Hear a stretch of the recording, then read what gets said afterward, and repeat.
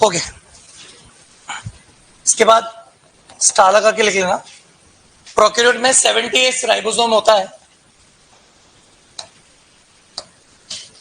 70S ribosome होता है जो झिल्ली से जुड़ा रहता है।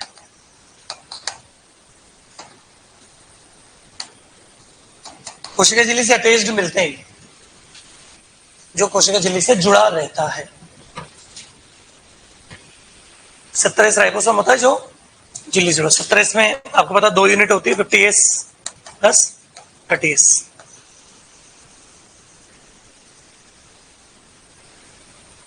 इसका कार्य वही है जो हमारे अंदर है, क्या बनाना, प्रोटीन निर्माण करना। इसका कार्य प्रोटीन निर्माण करना है। 50S इकाई में राइबोजाइम ब्रैकेट में 23S RRNA या इसी को बोलते हैं पेप्टाइडेल ट्रांसफेरेज पाया जाता है, जो पेप्टाइड बॉन्ड निर्माण को प्रेरित करता है, वो प्रेरित करता है।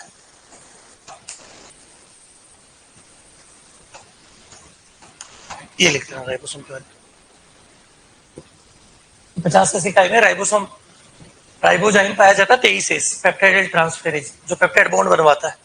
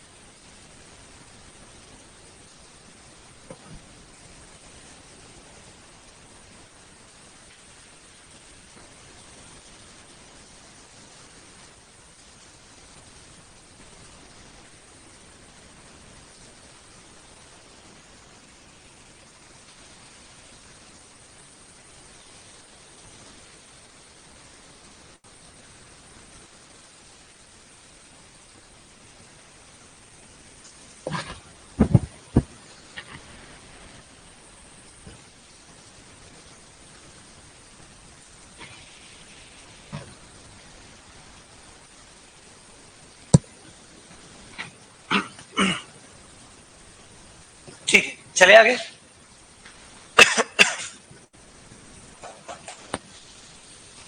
प्रोकैरियोट के संचित भोजन कण को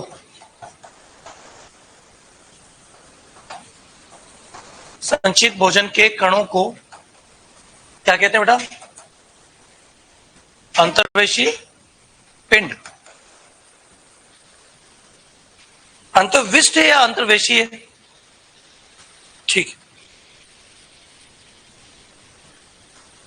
अंतर्विष्ट पिंड कहते हैं। इंक्लूजन बॉडीज, इंग्लिश में क्या बोलेंगे बेटा? इंक्लूजन बॉडीज कहते हैं। इसमें 3 तरह के कण आते हैं। एक ग्लाइकोजन हमारी जैसा, एक नाइट्रोजन से बना हुआ साइनोफाइसियन ध्यान रखना N2 कंटेनिंग है, और एक होता है फॉस्फेट। ये 3 तरह के कण पाए जाते हैं इनके भोजन के रूप में। तीनों ध्यान रखना झिल्ली रहित होते हैं।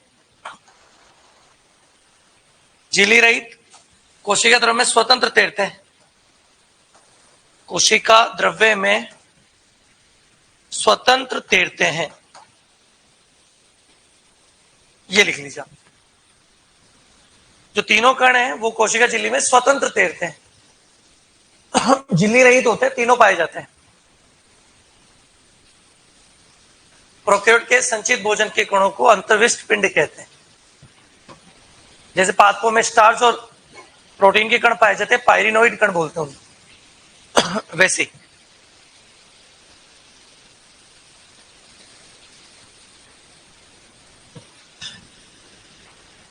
आज पड़ोसी कहां गया तेरा? अच्छा, उधर चला गया। क्यों, क्या हो गया? तो लड़ाई वड़ाई हो गई क्या दोनों की?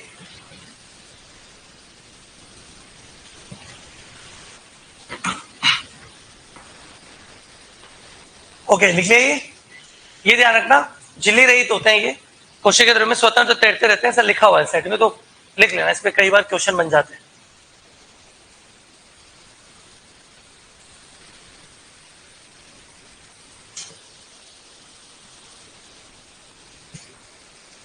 प्लाज्मिड कैसा होता है? वर्ताकार, रेखीय, वर्ताकार। स्टोन प्रोटीन पाया जाता है प्लाज्मिड में? आंसर नहीं, प्रोकैरियोट के किसी डीएनए में नहीं पाया जाता, चाहे वो प्लाज्मिड हो चाहे वो न्यूक्लियोइड हो। न्यूक्लियोइड में डीएनए, आरएनए, एंजाइम और कुछ क्षारीय प्रोटीन भी होते हैं, वो भी आप ध्यान रखना। ठीक है, एक नोट लगाओ नीचे।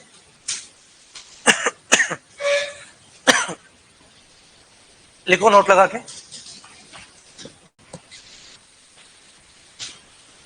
Blue green algae, BGA, BGA, blue green algae, हरे व बैंगनी जीवाणुओं में, ग्रीन व पर्पल बैक्टीरिया, बीजीए हरे व बैंगनी जीवाणुओं में गैस रिक्तिका पाई जाती है।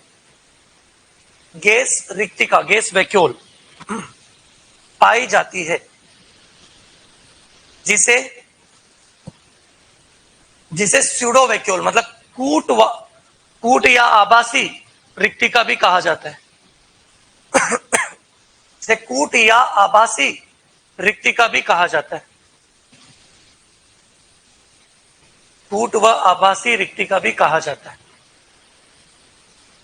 जिसे कूट या आभासी रिक्तिका भी कहा जाता है।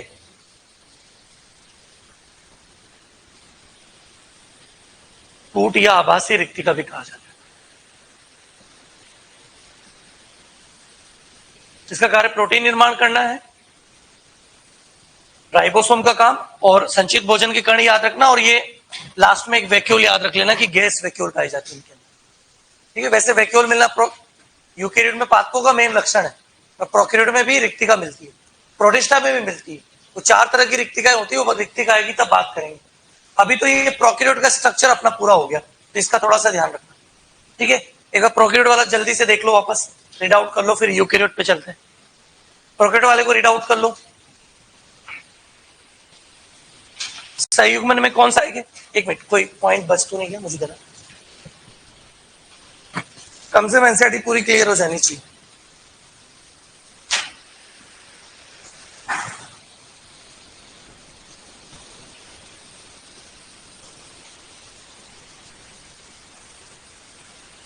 ये राइबोसोम पॉलीराइबोसोम बनाता है, वो राइबोसोम में पढ़ लेंगे जब आगे आएगा, इसलिए अभी नहीं लिखा है मैंने। ठीक,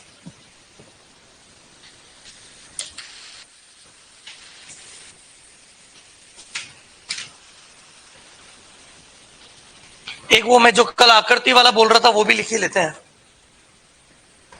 जो एनसीईआरटी में दे रखी थी ना उनकी आकृति। जैसे एनसीईआरटी में दे रखी आरबीसी, डब्ल्यूबीसी, फिर वो कॉल्यूमन सेल्स, हिंदी में बोलते हैं स्तंभाकार कोशिका, यही बोलते हैं ना, देखो स्तंभाकार बोलते हैं या घनाकार बोलते हैं? कॉल्यूमल सेल्स स्तंभाकार ही बोलते हैं शायद। स्तंभाकार कोशिका सेल, नर्व सेल, ट्रैकिड्स मतलब वाहिनिकाएं,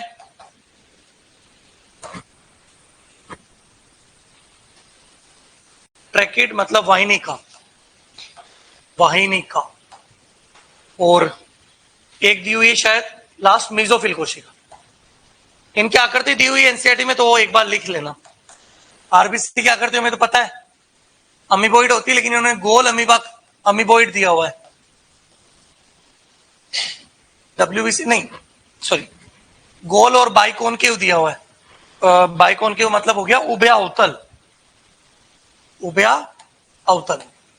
गोल नहीं होती, लेकिन जबरदस्ती दिया हुआ है तो याद रखना पड़ेगा। ये अमीबोइड होती है डब्ल्यूबीसी, अपनी शेप चेंज करती रहती है, जैसे अमीबा करता रहता ना, स्यूडो उसका पोडिया बनाता रहता है। अमीबा अब है क्या सिलेबस में?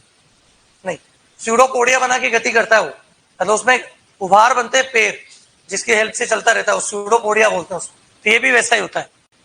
स्तंभाकार तो तुम्हें पता है लंबी और नैरो, लंबी और सक्रिय होती है, इस तरह की। लंबी और सक्रिय। नर्व सेल लंबी और शाखित होती है, शाखाएं होती है उनकी डेंड्राइट्स के रूप में। ट्रैकिड्स जो होती है वो एलोंगेटेड होती है। एलोंगेटेड को हिंदी में बोलते हैं, क्या बोलते हैं? दीर्घीकृत। यस, एलोंगेटेड होती है जिसको दीर्घीकृत बोलते हैं। दीर्घीकृत, दीर्घीकृत। मेसोफिल जो होती है ना, वो गोल हो सकती है या अंडाकार हो सकती है, ओवल शेप भी हो सकती है। ये आप लिख लेना, एनसीईआरटी में डायग्राम दिए हुए, कभी कई बार मैथ्स का कॉलम करके बना देते हैं। वैसे तो जब पढ़ेंगे तो इंडिविजुअल भी याद रहता है, पर एक साथ याद हो जाए तो यहां से लिख लो।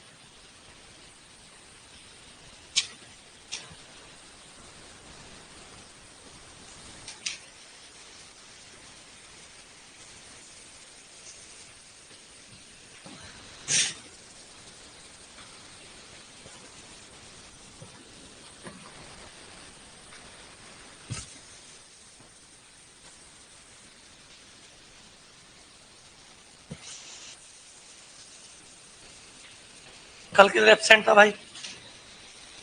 तबियत खराब।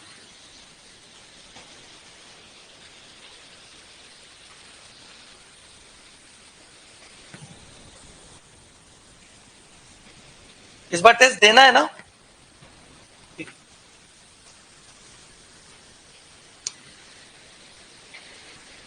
क्या बोला है? पेपर ही देंगे ऐसा? जहां तो मुझे इन्फॉर्म था कि देना है इस बार। क्या पता, अगर विनय सर बोल रहे वो तो पता ही चलेगा बाद में। कंफर्म करेगा सर? इस बार का संडे टेस्ट इनका फिजिकल होगा या नॉन फिजिकल? मतलब देंगे या पेपर देंगे या फिर आना है संडे? पेपर देंगे, पेपर देंगे बेटा, पेपर प्रोवाइड किया जाएगा।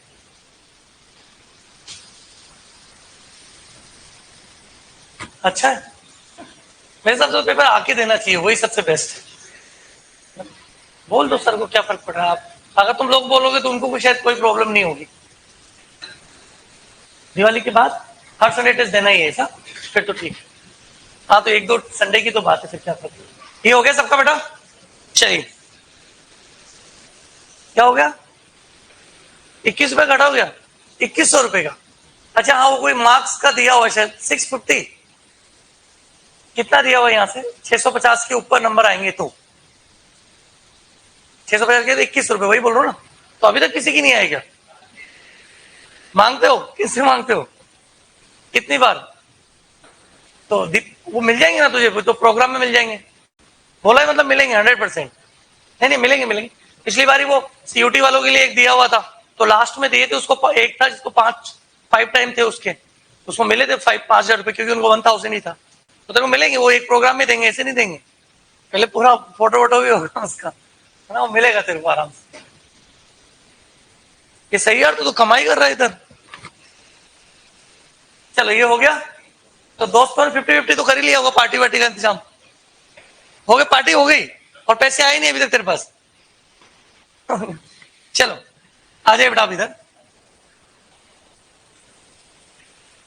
बस बेटा आप देखो इधर, हम यूकेरियोट कोशिका को स्टार्ट करते हैं। पहले सुन लो फिर आराम से नोट करना। यूकेरियोट कोशिका को हम 2 पार्ट में डिवाइड करते हैं। एक है आवरण,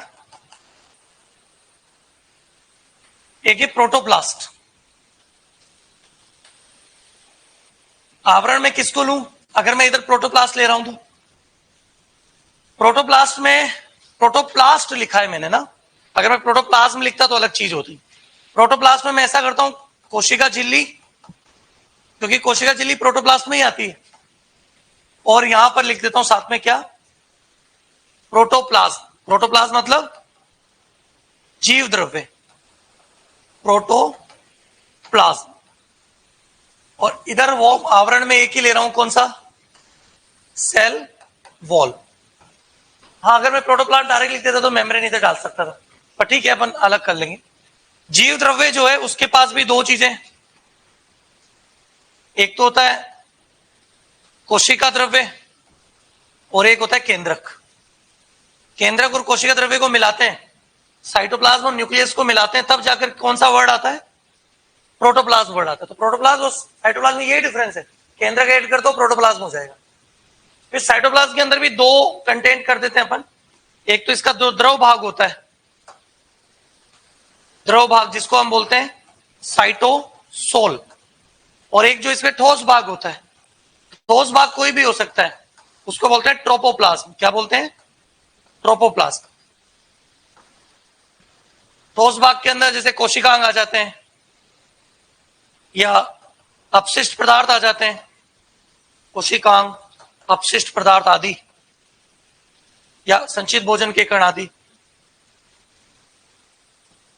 एटसेट्रा। तो ये डिवाइडेशन एक तरह का इस तरह का है। तो एक बार तो इसको लिख लो, फिर यहां पर स्टार्ट करेंगे वॉल से, इसको बना लो एक बार।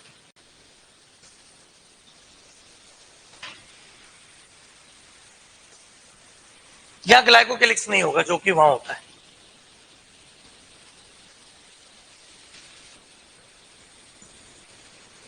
बाकी लोग भी लेके आओ यार 650, ऐसे क्या कर रहे हो?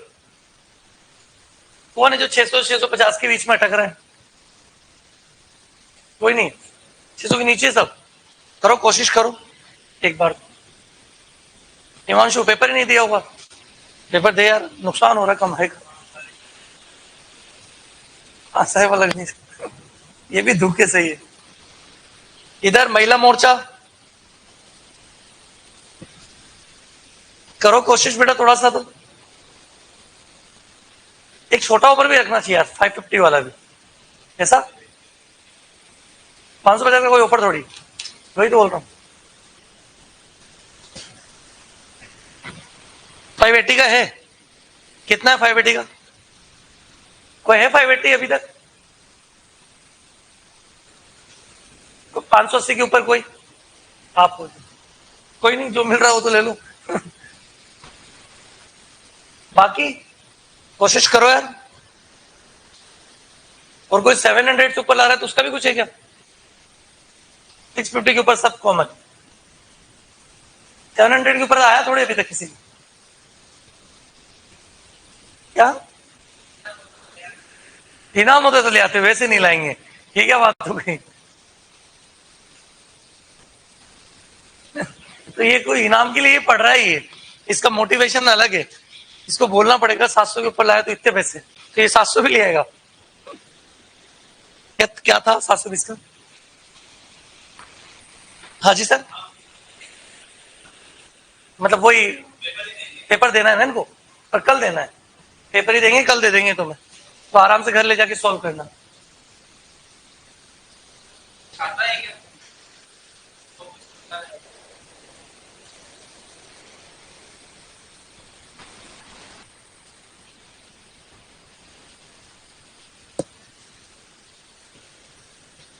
जाइए ना आराम से।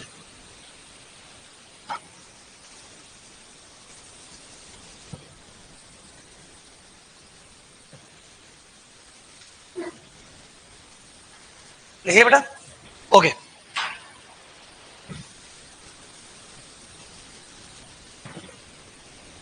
सीयूटी में भी कोई ऑफर है क्या अपने इधर? कोई ऑफर नहीं? ऑफर तो सिर्फ कहने की बात है बेटा, मेन क्या खुद के लिए कर लो यार। इन नीट वालों को ज्यादा मेहनत की जरूरत है। दिवाली के बाद तो तुम ना हाइपर मोड पे जाना ही जाना, मतलब ऐसा नहीं कि अब जैसे चले आ रहे वैसे। कुछ दिवाली के बाद मुझे लगता है 6 महीने 5 महीने रहेंगे, तो 5 महीने तो ऐसा करना पड़ेगा आप लोगों को, रात दिन एक, पता नहीं चलना चाहिए कब दिन हो गए कब रात हो गई, वैसा वाला है ना। 5 महीने तो एटलीस्ट कितना कर लिया ना, हो जाता है। अपने बायो में वैसा कोई टेक्निकल नहीं है, पढ़ना ही है, जो जितनी मेहनत करेगा वो पास पहुंच जाएगा। वैसा है वो IIT वाईटी वाला जैसा नहीं है कि वहां कितना भी पढ़ लो, लेकिन अगर स्किल नहीं है तो कुछ नहीं कर सकते। यहाँ अपने यहाँ स्किल नहीं चाहिए, यहाँ मेहनत चाहिए, मतलब चालाक आदमी नहीं चाहिए इधर, इधर चाहिए गधा। गधा इन द सेंस मेहनत करने वाला, लेबरेस चाहिए, जो मेहनत कर सकता हो। अपने यहाँ ऐसा ही है, अपने कोई बहुत टेक्निकल चीजें नहीं आ रही कि जिसमें बहुत ज्यादा दिमाग लगाना पड़ता हो, ऐसा नहीं। पूरा ऐसा है कि जितना ज्यादा मेहनत करोगे उतना ज्यादा कमांड आता जाएगा। तो फिर मेहनत अपने हाथ में ही कर सकते हैं अपन। तो दिवाली के बाद तो हाइपर एक्टिव मोड में ही काम करना है, क्या होगा वो सोच दो, छोड़ दो कि बाद में देखेंगे, लेकिन अपनी तरफ से तो एफर्ट पूरे हो, तो वो कम से कम दिवाली के बाद स्टार्ट कर देना। चलिए ये हो गया सबका, ओके। इसमें सबसे पहले अपन सेल वॉल को ही ले लेते हैं। फ्रंट से लेकर पढ़ते हैं। पहले आराम से सुन लो, फिर आराम से नोट करना, जल्दीबाजी कुछ नहीं, अपने पास क्लासेस बहुत है। सेल वॉल जो है वो है पारगम में, परमेबल है, रिजिड है, रिजिड मतलब है ठोस, कठोर, कठोर बोले तो ज्यादा वर्ड, रिजिड का मतलब है कठोर है ये, और पतली होती है, थिन, लेकिन मृत होती है। तो ये पारगम में है, कठोर है, पतली है और मृत है, डेड मेम्ब्रेन है। सेल वॉल अलग अलग जीवों में अलग अलग मटेरियल से बनती है। जैसे अगर मैं प्लांट की बात करूं तो प्लांट में सबसे इंपॉर्टेंट कंटेंट तो कौन है? सेलुलोज। सेलुलोज के बाद सेकंड कंटेंट कौन है? हेमीसेलुलोज। हेमीसेलुलोज के बाद नेक्स्ट कंटेंट पेक्टिन आप मान सकते हैं, कुछ में लिग्निन भी होता है, कुछ में सुबेरिन भी होता है, ये सब मटेरियल भी हो सकते हैं, आधे करके छोड़। लेकिन मेन मटेरियल जो है वो ये दो तो होंगे ही होंगे, बाकी पेक्टिन भी लगभग लगभग होता है सब में, एक दो सेल्स को छोड़। प्लांट्स के जो फादर है, फादर मतलब जो एंसेस्टर है, एल्गी, शैवाल, उनके अंदर भी आपको क्या मिलेगा? सेलुलोज, हेमीसेलुलोज तो मिलेगा। हेमीसेलुलोज कम होता है लेकिन होता जरूर है। लेकिन जो मेन कंटेंट जिससे आप पहचान पाओगे वो है दूसरे मटेरियल जो बाकी प्लांट्स में नहीं मिलते। जैसे मेनन प्रोटीन हो सकती है, गैलेक्टेन कार्बोहाइड्रेट हो सकता है, मिनरल भी हो सकते हैं लाइक कैल्शियम कार्बोनेट। इस तरह का कोई भी एक कंटेंट दिख जाए तो समझ जाना वो एल्गी है। बाकी उन दोनों से तो नहीं समझ पाओगे आप, बाद में लिखना बेटा पीछे प्लीज, सब लिखेंगे तब लिख लेना आराम से। कवक में हमें पता है मेन कौन है? काइटिन। काइटिन की जगह ना कई बार कंफ्यूज करने के लिए फंगल सेलुलोज लिख देते हैं, वो यही है। फंगल सेलुलोज किसको बोला गया है? काइटिन को ही बोला गया है। तो कई बार गलत कर देते हैं कि सेलुलोज थोड़ी, अरे फंगल सेलुलोज वर्ड किसको दिया है? काइटिन को। और ये तो यूकेरियोट्स की बात करें तो मैं यूकेरियोट्स में बात कर रहा हूं, जंतु में होती नहीं है, जंतु में एब्सेंट। ठीक है, तो एक तो ये याद रखना। अच्छा, मेन बात अपन प्लांट्स की कर रहे हैं यहां पर, तो प्लांट्स में अगर कोई पूछे कि इसका निर्माण कौन करता है तो एक आंसर है, इसका निर्माण का श्रेय, क्रेडिट डिक्टियोसोम को जाता है। किसको जाता है बेटा? डिक्टियोसोम को जाता है। हालांकि ये मैट्रिक्स बनाता है बस। देखो वॉल में भी दो चीजें होती है, स्केलेटल और मैट्रिक्स, बात करेंगे अभी पर। डिक्टियोसोम कौन है? तो plant Golgi body. Plant Golgi body को ही क्या बोलते हैं? डिक्टियोसोम। प्लांट के अंदर जो गोल्जी बॉडी होती है ना उसको गोल्जी बॉडी नहीं बोलते, उसका नाम डिक्टियोसोम होता है। तो ये डिक्टियोसोम को जब क्रेडिट जाता है, लेकिन मैट्रिक्स बनाता है, वो सब बात कर लेंगे अपन। अगर कोई बोले कि प्लांट में संगठन क्या है, क्या क्या होता है इसके अंदर, कंटेंट क्या है, तो मेन तो आपको पता है कौन? Cellulose, hemicellulose, pectin, lignin, suberin, जो ऊपर भी लिखा हुआ है मैंने, आदि लिख के छोड़ रहा हूं। अब इसमें ध्यान रखना, ये जो है ना वो स्केलेटल बनाता है, मतलब कंकाल बनाता है इसका, या यूं बोल सकता हूं कि फ्रेम बनाता है, फ्रेम या कंकाल। और ये सब मैट्रिक्स है, ये सब मैट्रिक्स बनाते हैं इसका। तो वॉल कुछ ना वैसा है जैसे आरसीसी नहीं करते अपन छत की, पहले पूरे सरिया का एक पूरा वो फ्रेम बना लेते हैं फिर सीमेंट भर देते हैं, वैसे ही वॉल बनती है। तो वॉल को जब अपन बनाएंगे तो वॉल के अंदर ऐसे फाइबर्स होते हैं, ये सब सेलुलोज फाइबर है।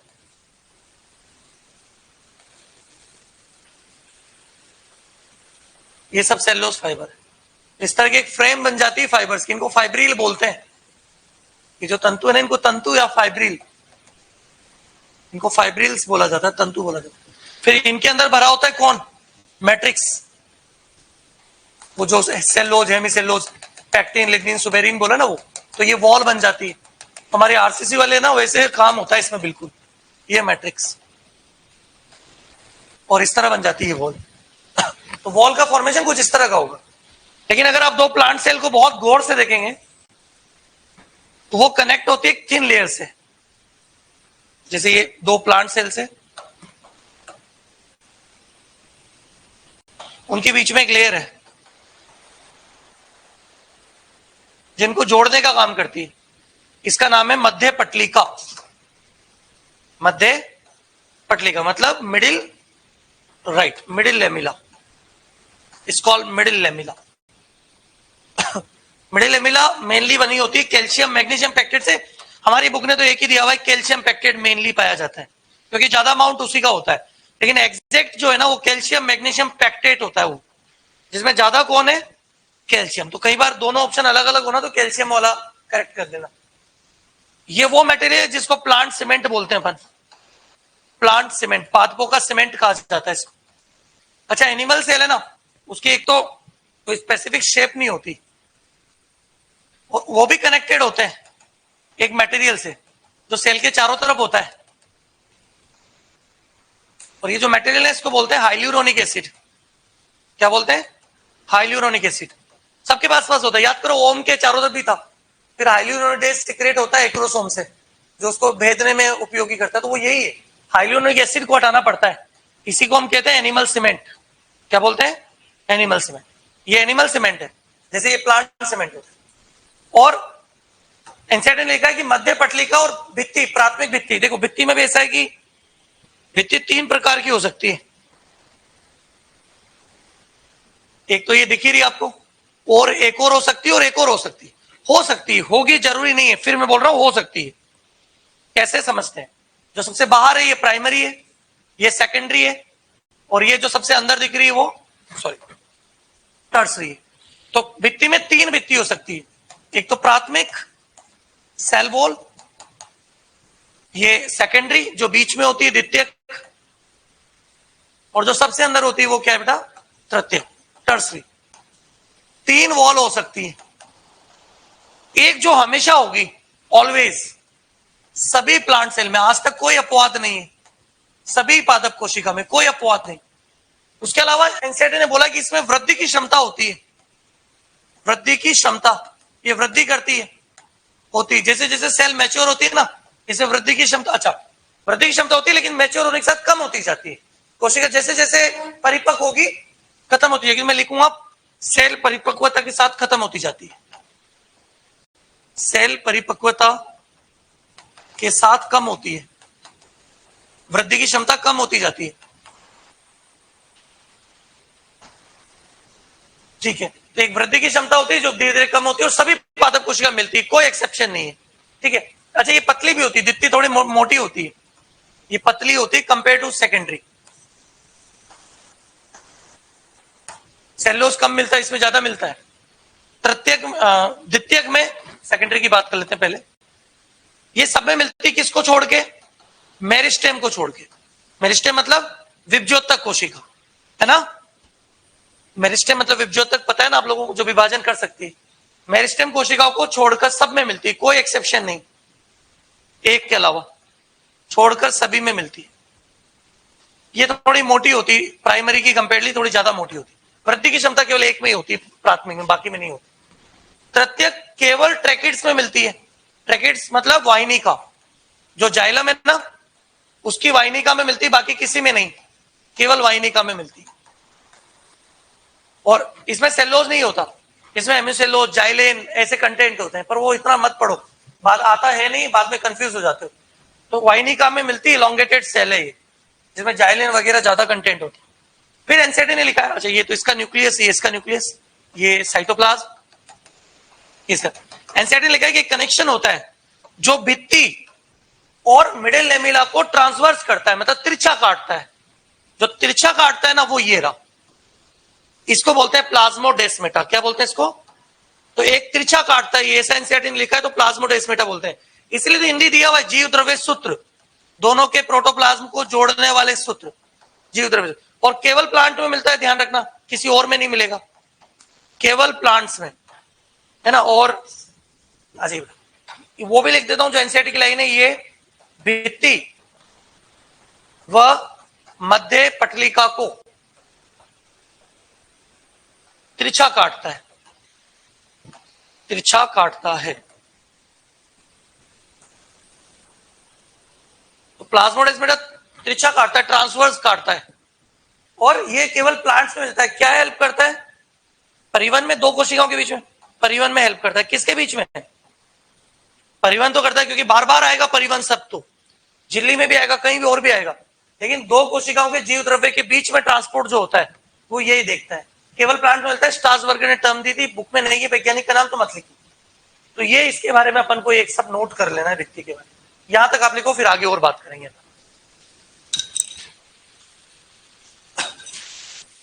मैक्सिमम चीजें एनसीईआरटी से कवर की है, एक दो चीजें एक्स्ट्रा लिखी है बस, तो पढ़ना सभी है पूरा, एक भी नहीं छोड़ना है।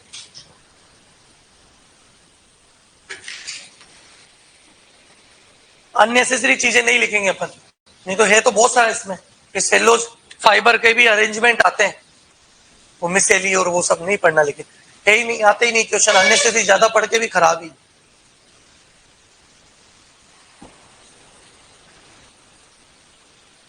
चाहो तो आप इधर लिख सकते हो, सेल मेम्ब्रेन द्वारा निर्मित, जब ये लिखो ना, इसको सेल मेम्ब्रेन बनाती है, एक प्रोटीन कॉम्प्लेक्स होता है उसके द्वारा, तो सीएम द्वारा निर्मित, सेल मेम्ब्रेन द्वारा निर्मित होता है सेलुलोज, और वो मैट्रिक्स है ना, वो उसको बनाती है डिक्टियोसोम, गोल्जी बॉडी।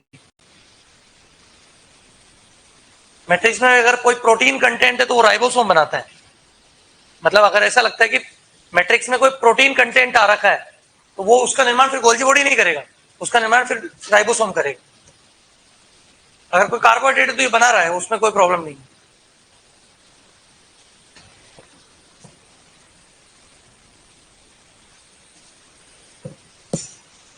चेंज कर दूं मैं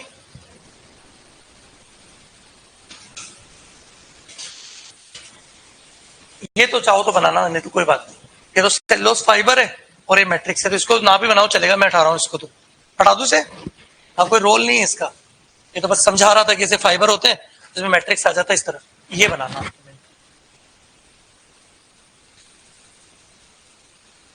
क्लियर बना लेना, चाहो तो अलग अलग भी लिख सकते हो, जरूरी नहीं है कि डायग्राम में ही लिखो, और डायग्राम बड़ा बना रहे हो तो आराम से आ जाएगा सब।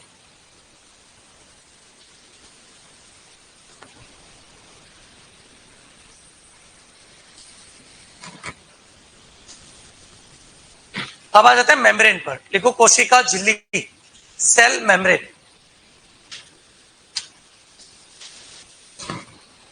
कोशिका झिल्ली,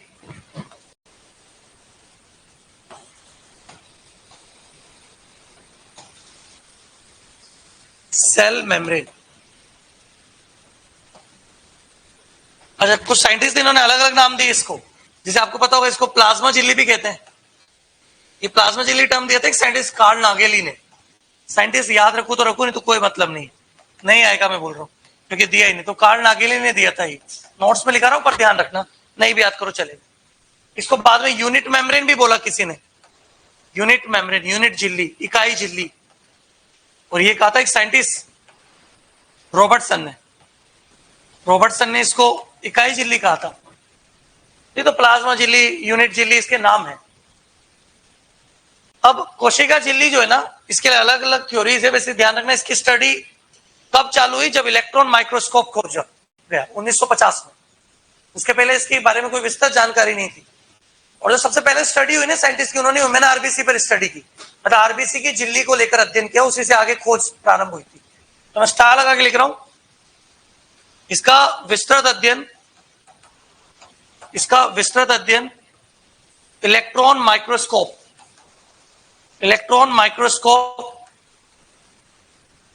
1950 की खोज के बाद हुआ,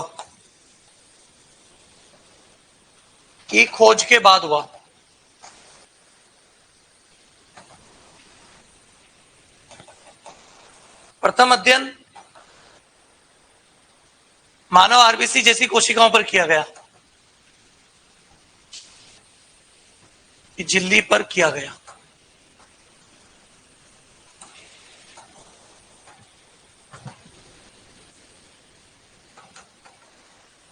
और ज्यादातर साइंटिस्ट ने इसी को चुना, बाद में जो निकोलसन और वो आए थे ना, उन्होंने भी ह्यूमन आरबीसी की झिल्ली को सबसे पहले चुना था, हालांकि उन्होंने अलग अलग कोशिकाओं का अध्ययन किया था, उन्होंने कोई एक नहीं, कोई 20-25 कोशिका झिल्लियों का अध्ययन करने के बाद उन्होंने थ्योरी दी थी, और उनका भी पहला स्टडी ह्यूमन आरबीसी पे ही रहा। ये इसके लिए अनेक सिद्धांत आए वैसे समझाने के लिए मेम्ब्रेन को, पर फिर भी इसके बारे में बेसिक की ये कैसी है तो याद रखना, ये चयनात्मक पारगम्य है, जीवित है, लिविंग है ये। उसके अलावा ये इलास्टिक है, इलास्टिक मतलब क्या बोलते हैं, प्रत्यास्थ, ये प्रत्यास्थ इलास्टिक है। ध्यान रखना इसमें इलास्टिसिटी भी मिलती है, ये जीवित है, चयनात्मक पारगम्य है और सेमी फ्लूइड है। सेमी फ्लूइड नेचर मतलब क्वासी फ्लूइड नेचर, अर्ध तरल नेचर है इसका, इंग्लिश में इसको बोलते हैं क्वासी फ्लूइड। ये क्वासी फ्लूइड या सेमी फ्लूइड नेचर की है, अर्ध तरल प्रकृति की। तो ये लिख लेना, ये अर्ध तरल है, ये प्रत्यास्थ है, इलास्टिक है, ये जीवित है और चयनात्मक पारगम्य है। इसको कार्ल नागिनी ने प्लाज्मा झिल्ली कहा था, रॉबर्टसन ने इसको यूनिट झिल्ली कहा था। तो इसका विस्तार अध्ययन तब चालू हुआ जब इलेक्ट्रॉन माइक्रोस्कोप की खोज हो गई 1950 के अंदर। प्रथम अध्ययन मानव आरबीसी की झिल्ली पर किया गया और बाकी अलग अलग वैज्ञानिकों ने भी इसी को चूज किया स्टडी करने के लिए।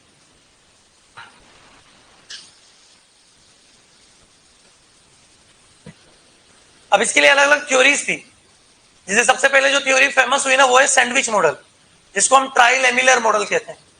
बाद में फिर इकाई कला मॉडल रॉबर्टसन का भी आया। पर ये सब मॉडल है ना तो फ्लूइडिटी को एक्सप्लेन कर पाए कि ये अर्ध तरल प्रकृति क्यों होती है इसकी, और ना इसकी चयनात्मक पारगम्य की प्रकृति को समझा पाए।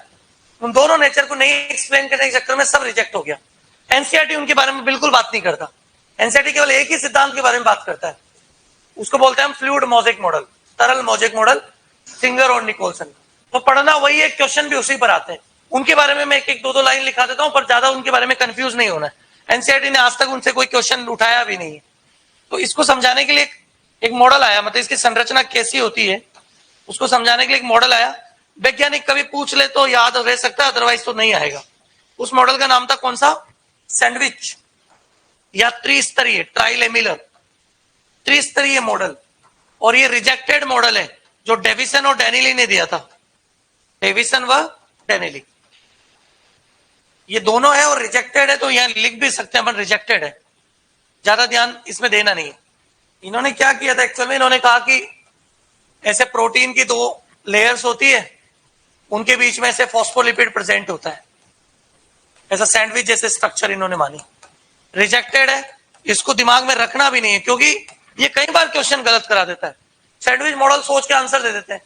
जिसमें एक क्वेश्चन आया था 2014-15 का ही क्वेश्चन है कि कौन सा सही है। तो एक दिया हुआ था कि प्रोटीन परतों के अंदर फॉस्फोलिपिड होता है, और एक दिया हुआ था कि फॉस्फोलिपिड की परतों के अंदर प्रोटीन होता है। अब बहुत सारा दिमाग में सैंडविच मॉडल ही चल रहा था।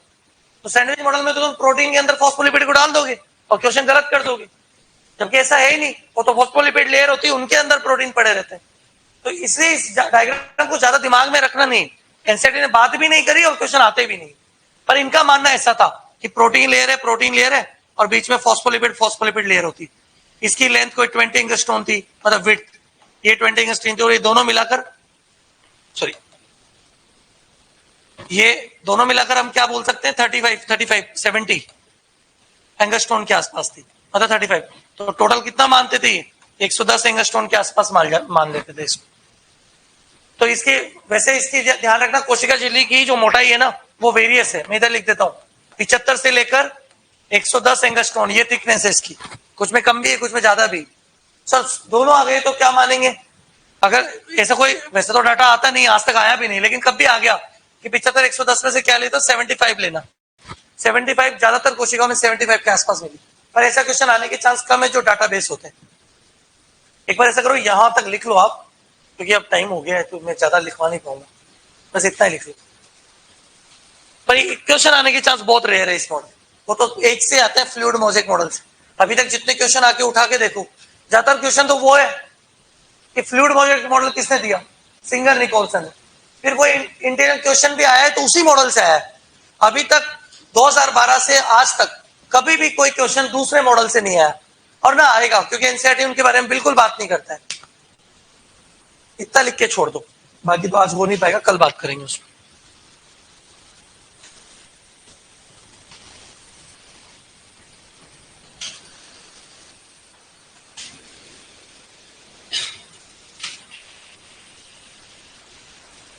ठीक, thank you.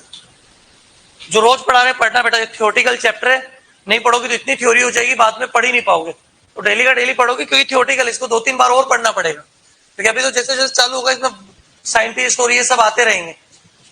Pure theoretical chapter है, थ्योरी थ्योरी थ्योरी, कोई प्रोसेस नहीं है। कि प्रोसेस में तो क्या होता है, याद करना इजी होता है किसके बाद क्या होगा। यहाँ थ्योरी थ्योरी चलेगी, पॉइंट्स ही पॉइंट्स। ठीक है।